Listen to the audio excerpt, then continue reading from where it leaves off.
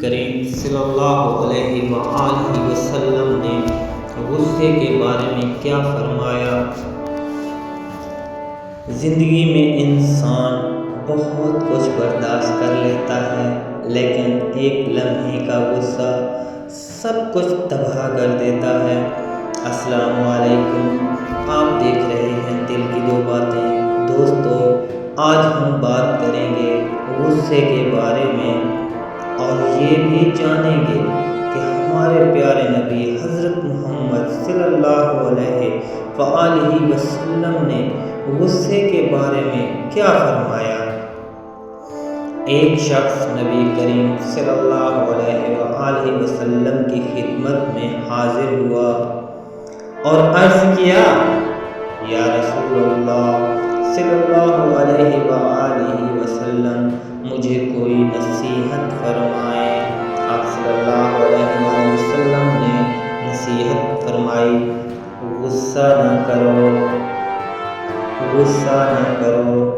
وہ شخص بار بار نصیحت مانتا رہا، لیکن نبی کریم صلی اللہ علیہ وآلہ وسلم ہر بار یہی فرماتے رہے، غصہ نہ کرو، غصہ نہ کرو۔ دوستو، غصہ انسان سے وہ الفاظ بھی کہلوا دیتا ہے جن پر بعد میں صرف پچھتاوا رہ جاتا ہے، کیونکہ غصہ رشتے توڑ دیتا ہے، کبھی دل توڑ دیتا ہے۔ نبی کریم صلی اللہ علیہ وآلہ وسلم نے فرمایا، طاقتور وہ نہیں جو کشتی میں جیت جائے، بلکہ طاقتور وہ ہے جو غصے کے وقت خود کو قابو میں رکھے۔ دوستو، جب غصہ آئے تو خاموش ہو جاؤ، وضو کر لیں، اللہ کو یاد کریں، کیونکہ صبر کرنے والوں کے ساتھ اللہ ہوتا ہے۔